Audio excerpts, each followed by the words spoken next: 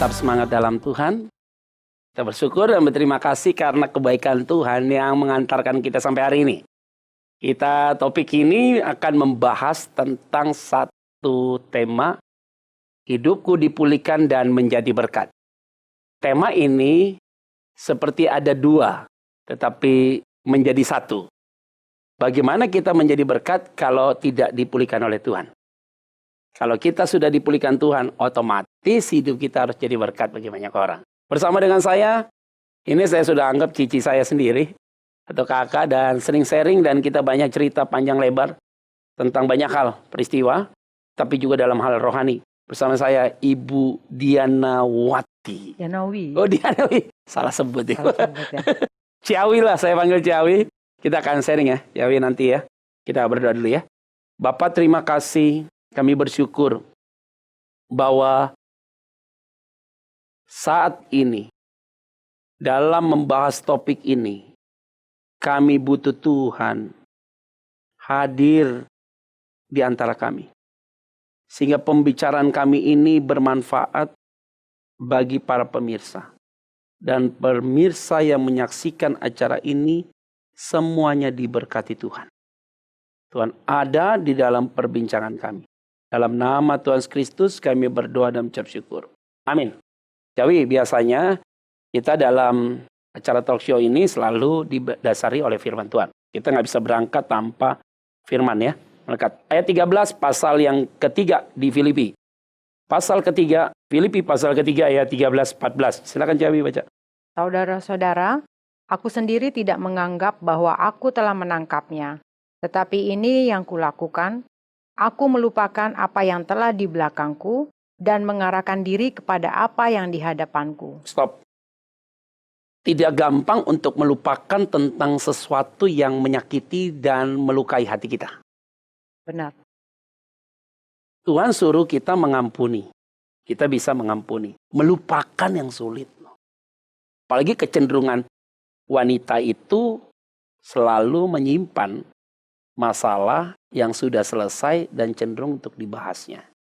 Nah, Ciawi, saya kan sudah banyak ngobrol sama Ciawi, banyak sharing kita ya, bicara tentang hidup ya, secara khusus apa yang Ciawi alami ya, sampai hari ini ya. Bahwa tidak mudah melewati hidup yang penuh perjuangan. Hidup ini kan butuh proses panjang ya Ciawi ya. Tidak bisa langsung plak begitu ya. Sesuatu yang spektakuler dan tidak melewati proses biasanya juga akan nusuk ke dalam ya. Akan lompat dan terjun bebas begitu. Nah Ciawi, kan saya paham ya. Ciawi punya background keluarga. Ciawi dari keluarga yang broken home. Dan kemudian sekolah bayar sendiri. Dan itu tidak gampang. Coba cerita dulu deh. Nanti kalau saya cerita, nggak usah ngundang sama aja. Langsung aja saya ngomong. Gimana Ciawi? Saya memang lahir, dibesarkan dari keluarga yang memang broken home. Papa dan mama saya memang sudah berpisah dari kita sejak kita kecil. Dan kita 4 saudara harus berjuang. Kalau boleh dibilang berjuangnya masing-masing sebenarnya gitu. Karena kita dicerai-beraikan tinggal di rumah satu saudara dan saudara yang lain. Jadi memang pisah-pisah. Sampai ibu saya dia punya satu base sendiri, dia punya rumah, baru kita dikumpulkan kembali. Tapi itu juga kita udah lumayan besar. Nah sebenarnya yang kita alami itu ya benar-benar proses yang Tuhan izinkan buat kita berempat sebenarnya. Tapi secara khusus saya merasa memang Tuhan izinkan semua itu terjadi dalam hidup saya. Supaya saya siap gitu pada saat saya masuk ke dunia yang lebih real. Mungkin kalau bicara sekarang dunia sekuler, dunia marketplace, saya lebih siap untuk menghadapi semuanya. Ya mungkin ada sebagian teman bilang, karena banyaknya masalah, lu jadi cenderung apatis gitu loh. Jadi cuek sama masalah. Bukan cuek, sebenarnya saya berasa karena memang Tuhan udah latih fighting spirit saya gitu. Supaya saya bisa fight. Karena memang masalah yang saya hadapi sebelumnya juga lumayan berat gitu. Sampai saya bisa berdiri lebih kuat, ya bukan karena saya sebenarnya, karena Tuhan memang baik banget. Oke, Ciawi, kalau dari kecil kan sudah tidak punya keluarga yang utuh ya.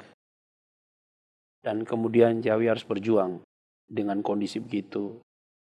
Saya yakin pada saat-saat itu kita mungkin Ciawi dalam benak pikiran. Ini tafsiran saya aja nih, mungkin salah aja, mudah-mudahan salah gitu. Mungkin ada pikiran, wah gue mau jadi apa nih gitu loh. Masa depan gue bagaimana nih. Yang mau ngatur hidup gue bagaimana nih begitu kan. Itu kan pasti ada tekanan. Kenapa kok bisa begini? Kenapa harus saya yang alami? Kenapa orang lain nggak alami? Dan biasanya makanya tadi saya bilang tidak semua orang yang mengalami demikian bisa move on. Biasanya mereka lebih kepada ya mundur terus gitu loh. Bahkan lebih kepada menyalahkan, inilah itulah. Akhirnya mereka tidak melangkah ya di titik itu terus, bahkan cenderung regresif atau turun gitu ya. Nah Ciawi kan sampai hari ini saya melihat karya Tuhan itu begitu ajaib, begitu luar biasa. Tapi saya nggak mau cerita ke sana dulu. Saya mau supaya Ciawi ini kan kita sampaikan kepada generasi muda yang menyaksikan acara ini dan keluarga muda. Atau mungkin orang tua yang menyaksikan acara ini. Kenapa sampai hari ini Ciawi bisa begini? Apa yang sudah Ciawi lakukan dan apa yang ada benak pikiran hati pada saat itu sehingga bisa bergerak sampai hari ini untuk melewati sebuah krisis yang bisa dikatakan tidak mudah untuk lewati itu. Bagaimana? Jujur, mungkin dulu saya berpikir, saya juga pernah bertanya gitu sama Tuhan, kenapa justru kita semua harus, keluarga saya harus mengalami hal ini. Karena memang kita itu udah dihajar dari mungkin saya umur 5 tahun. Adik saya paling kecil 2 tahun mungkin atau jadi memang sempat kepikir gitu, Tuhan kenapa harus kita lewatin ini semua gitu loh. Dan saat kita maksudnya tinggal tercerai berai gitu, kita juga nggak nyaman.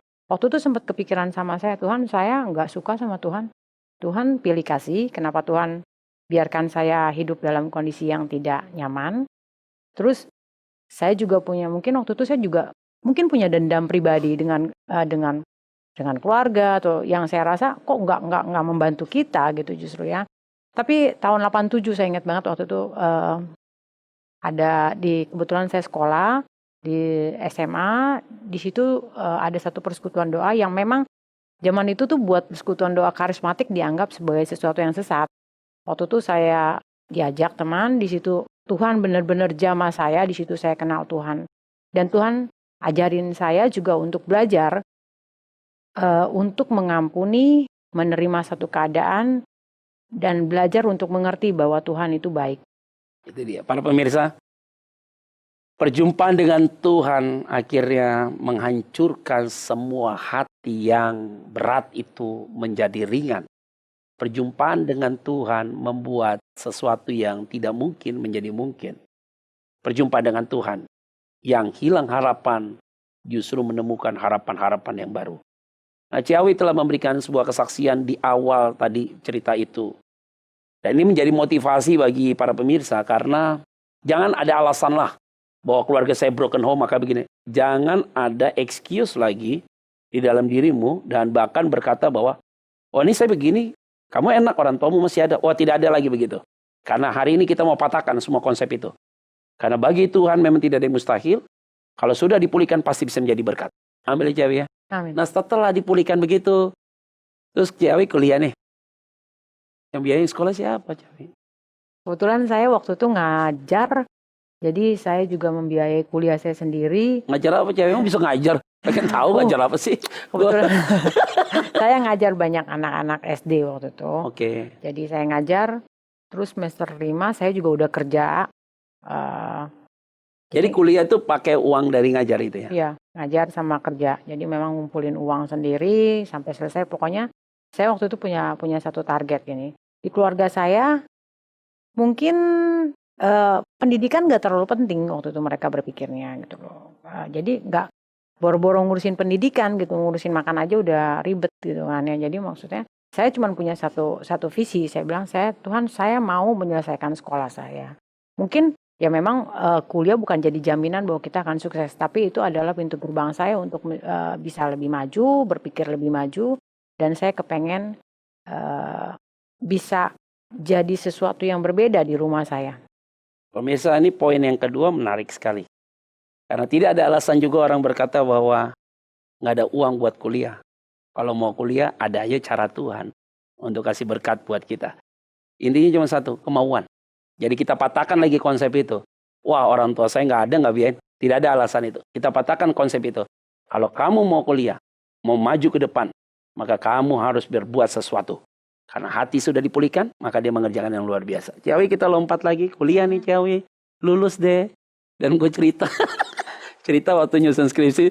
Sampai dosen tuh memberikan spesial dalam banyak hal. Bagaimana tuh ceritanya Ciawi? Mungkin itu saya sendiri juga nggak ngerti. Kadang-kadang banyak yang Sampai di wisuda katanya dicium-cium gitu ya. iya, jadi Dan yang ngerjain skripsi mantan pacar dan sekarang jadi suami.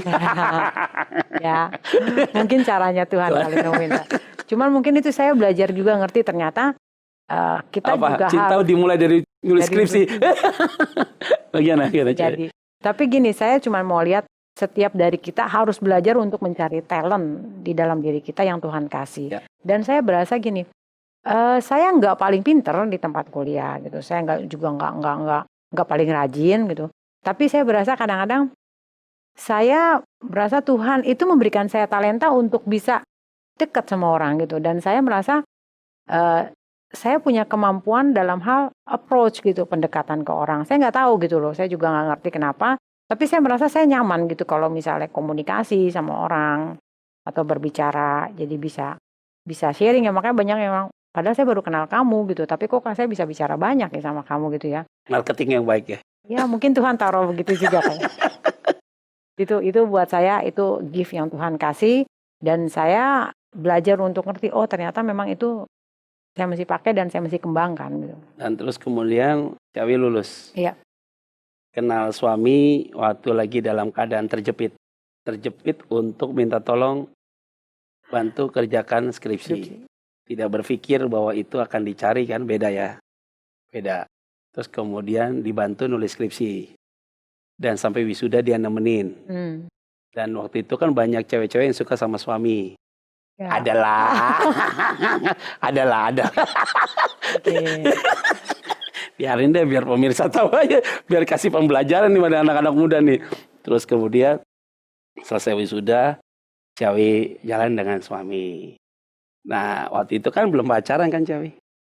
Udah. Belum dong. Iya waktu pas belum. Yang nyatakan cinta siapa ya? Ini rahasia ini. Kasih tahu gak ya? Siapa kira-kira yang nyatakan cinta? Kalau melihat karakter suami saya mungkin harus saya kali ya. Ciawi yang langsung tembak langsung ya? Iya. Ciawi langsung ngomong langsung ya? Langsung nyatakan cinta, bukan nyatakan cinta. Jadi ngomongnya bagaimana sih? Boleh diulang? Jadi para pemirsa, Ciawi orang yang agresif dalam positif dan orang yang cepat bergaul dengan siapa saja. Dan kalau lihat sosok suaminya yang lembut dan suami yang luar biasa, ya mengerti sosok Ciawi. Ini proses hidup yang panjang. Dari tadi kita bicara, kita sudah lengkap banyak cerita panjang sampai di situ. Oke, Ciawi udah lulus dan kemudian akhirnya menikah. Dan setelah menikah, ikut dalam usaha bisnis di kasur. Atau spring bed ya. Kasur itu bahasa Indonesia gitu. Di spring bed dan di salah satu merek dari spring bed itu ya. Dan Ciawi kerja di situ. Dan merek itu sebenarnya tidak terkenal juga di Indonesia tadinya kan? Iya baru. Baru terkenal. Tidak terkenal ya. Dia baru masuk ya karena franchise dan kemudian Ciawi kerja di situ sebagai marketing. Waktu itu saya pernah dengar orang-orang merek tertentu yang sudah terkenal dijualnya harganya 2 juta. Ciawi dengan merek ini nekat jual 4 juta. Itu gimana Ciawi? Coba cerita. Gini, kebetulan saya waktu itu dipercaya ada atasan saya juga, kita bersama dipercaya untuk mengelola satu merek baru. Waktu itu saya sempat pikir gitu loh. Aduh, merek baru, siapa yang mau beli? Terus kedua, kalau saya taruh murah, juga orang belum tentu mau beli. Udah sekalian aja saya taruh mahal gitu kan ya. Saya taruh lebih mahal, kasarnya kalau saya misalnya promosi, energi yang saya keluarkan kan lebih banyak untuk memperkenalkan satu merek baru. Tapi kalau sekali dapat kan hasilnya lebih baik, itu aja. Mungkin orang banyak berpikir, apa yang saya lakukan itu di luar dari kebiasaan, cenderung gila gitu loh. Tapi kadang-kadang memang kita harus melakukan banyak hal gila dalam hal marketing gitu loh. Itu bahasanya beda ya. Itu bahasa marketing tuh. Nah terus akhirnya waktu Ciawi lakukan itu ternyata jitu strategi itu. Puji Tuhan itu bisa berjalan baik dan saya rasa sekarang bagus banget gitu. Ya gitu ya. Oke, Ciawi sekarang kan sudah tidak di salah satu produk itu ya. Maksudnya merek itu dan Ciawi keluar dari. Bukan keluar sebenarnya, tepatnya waktu itu ada rasionalisasi, ada pengurangan karyawan akibat kerusuhan Mei tahun 98. Tapi saya lihat oh Tuhan tuh baik gitu ya, maksudnya di saat orang meraya, oh ada yang kecewa gitu, kenapa saya yang dipilih untuk pengurangan karyawan, Efisiensi itu ya. efisiensi. Tapi saya lihat gini, saya ingat banget dulu suami saya pernah ngomong gitu loh, maksudnya kalau mau lihat pelangi ya harus nunggu hujan selesai gitu. Jadi kalau misalnya kita mau ngelihat ada kebaikan Tuhan ya harus ada masalah dulu gitu loh. Nah itu makanya saya pikir, oh ya udah saya nggak boleh marah nih kena efisiensi gitu. Justru saya ngelihat ternyata ada peluang lain yang Tuhan siapin buat saya. Kayaknya ada satu hal yang Tuhan mau buat sama kita, terkadang kita harus nangis dulu ya, baru bisa ada sorak-sorai. Dan kemudian kita memang harus taruh benih itu ya, supaya kita bisa melihat ada tuaian di kemudian hari. Memang sih kadang kita melihat dalam hidup ini pelayanan juga begitu, Ciawi. Ada proses, kita memang harus ditempa, kita udah di zona aman nih, eksis, ditendang loh. Waktu ditendang gitu kan rasanya kok kenapa orang tendang kita? Ternyata Tuhan yang suruh tendang juga gitu loh. Untuk kita memang Tuhan punya project buat kita, ada desain yang besar buat kita. Yang itu di luar dari pikiran kita waktu ditendang. Tapi setelah udah ditendang melambung tinggi, udah ada di posisi itu. Untung saya ditendang. Kalau nggak ditendang jadi apa? Begitu loh. Nah biasanya kita selalu taunya setelah. Kalau kita tahu sebelumnya artinya kita jadi penasihatnya Tuhan kan. Nah karena kita taunya setelah ya wajar manusia. Nah kita tahu begitu. Nah ketika Ciawi dapat rasionalisasi dan efisiensi dari perusahaan yang pertama. Apa yang ada dalam benak Ciawi dan kemudian Ciawi hari ini hadir seperti hari ini yang luar biasa. Bagaimana? Kalau dibilang kecewa mungkin secara manusia iya. Karena saya berasa oh kita yang bangun nih gitu bareng-bareng sama teman-teman tim gitu. Tapi waktu itu ya itu saya bilang bersyukur. Saya itu punya pasangan hidup yang buat tenang. Ya keep calm lah kalau orang tenang orangnya gitu. Jadi dia lebih nggak panik sih gitu dibanding saya. Lebih well planner gitu, lebih tenang. Dia bilang ya itu yang dia bilang ke saya. Kalau mau lihat pelangi ya tunggu hujan, ya nggak mungkin ada pelangi kalau misalnya nggak ada hujan, ya mungkin harus ada air mata dulu gitu ya. Tapi nanti setelah itu kamu akan lihat banyak kebaikan Tuhan. Nah itu akhirnya buat saya oke, saya harus tetap move on dan saya bareng temen akhirnya kita coba untuk develop satu merek baru. Dan saya waktu itu pikir gini, kalau kita bisa develop merek di tempat lain ya sekarang saya juga akan coba untuk berjuang untuk develop merek kita sendiri. Oke. Sekarang Ciawi kan buat merek tersendiri ya. Kalau nggak salah Dreamland ya. Dreamland ini adalah salah satu merek spring bed yang sekarang Ciawi rintis dari awal dan sekarang hari ini itu menjadi satu kompetitor yang luar biasa dan juga menjadi satu produk yang berkualitas. Oke, Ciawi, sebelum nama itu besar ya, saya mau nanya nakal lagi dikit nih. Ngapain sih kembali lagi ke kasur terus. Emang Tuhan kasih ke situ ya ekspornya ya? Gak ngerti tapi. Dan jualan sendiri lagi ya? Iya. Dan marketing sendiri lagi? Di awalnya iya, soalnya belum sanggup bayar marketing. Terus ngejahit sendiri? Ngejahit nggak? Nggak maksudnya lewat orang, jasa untuk jahit ya? Benar-benar kita mulai dari nol. Nyangkul sendiri ya? Cari orang penjahitnya yang buat kasur. Ya kan harus buat begitu sampai sekarang punya pabrik dan bisa diperhitungkan di skala nasional. Dan kemudian Ciawi sekarang bersama dengan teman-teman tim bisa berdiri di atas kaki. Bahkan bisnis itu sekarang sudah menjadi menggurita luar biasa dan diberkati. Amin. Kalau saya ngomong begini agak lebay sih sebenarnya. Tapi ya walaupun saya nggak gunakan produk itu. Yang saya mau tanyakan Ciawi ya. Dalam pergulatan iman dan rohani dan usaha bisnis ini kan nggak bisa dicampur adukan. Tapi kan kita harus sadar bahwa usaha itu diberkati karena kita libatkan Tuhan. Karena fokusnya Tuhan. Sampai hari ini. Ciawi berani bilang Tuhan gagal Enggak. dengan peristiwa lampau. Ya. Tidak. Hari ini pasti Ciawi bilang Tuhan itu baik. Dan Ya. tidak pernah gagal. Dan tidak pernah gagal. Dan tidak pernah gagal ya. Tidak pernah Dan gagal. sekarang Ciawi tinggal maintenance nih. Owner kan kemana-mana bebas. Dan sekarang bagaimana? Memberikan nilai-nilai kepada anak-anak. Alisa, terus si siapa? Satu lagi. Adela. Adel sama si Abel. Abel. Bagaimana kasih nilai ke mereka tentang hidup ini? Kadang-kadang mungkin kita sebagai orang tua juga nggak mudah gitu. Apalagi kalau misalnya, kan kita lebih banyak mikirin menceritakan pengalaman pribadi kita beberapa hal tentang kesulitan. Padahal mereka nggak pernah merasakan itu. Mungkin mereka selalu berada di dalam zona nyaman. Sama kayak orang tua saya dulu. Dulu papa jalan kaki. Ya kalau ada bus pasti naik bus, Pak. Ya, seperti itu kadang-kadang kalau dulu papa makan nih kayak gini. Wah, itu nggak enak banget ya. Kayak kita orang tua awal biasa ya, standar ya. Bener, kadang konvensional. Standar orang tua. Tapi saya cuman ngeliatnya gini, misalnya saya bilang, oh ini kamu gini. Karena saya kan orangnya nggak tahan gitu kalau melihat, aduh malas banget gitu. Padahal saya dulu kerja, sekolah, kerja, belajar, kadang-kadang tidur jam 3, jam 6 udah sekolah lagi gitu loh. Maksudnya buat saya waktu itu penting banget dan kerja keras itu harus harga mutlak gitu. Tapi kalau mereka kadang-kadang nyantai gitu ya.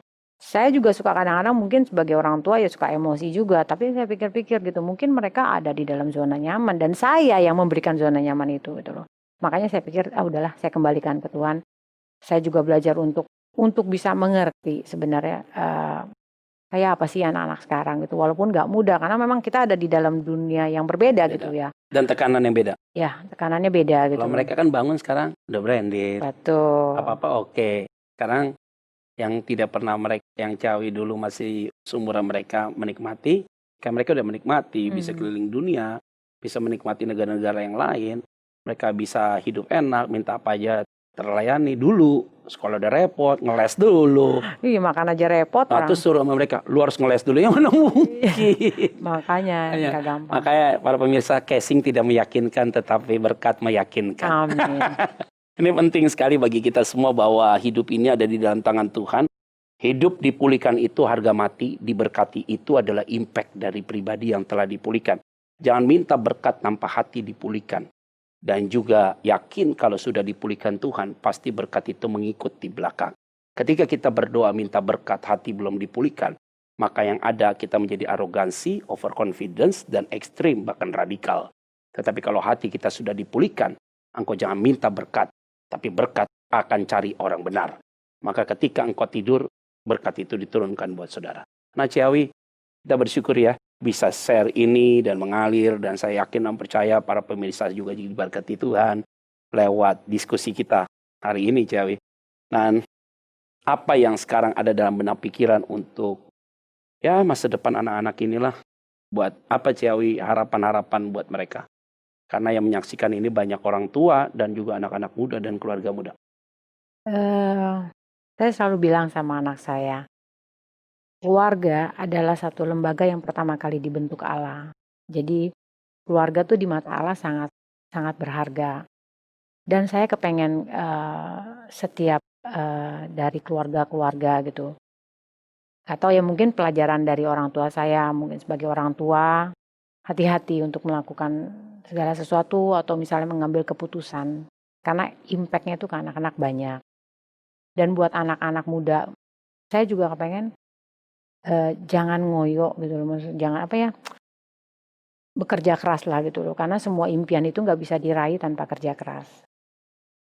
Kalau kita berjuang, maksudnya kita berjuang, tapi kita juga percaya Tuhan itu akan pimpin kita gitu kan. Makanya dibilang ada ora et labora, berdoa dan bekerja, nggak mungkin usaha tanpa kerja Tapi tantangan dalam marketplace berat ya Ciawi ya? Iya.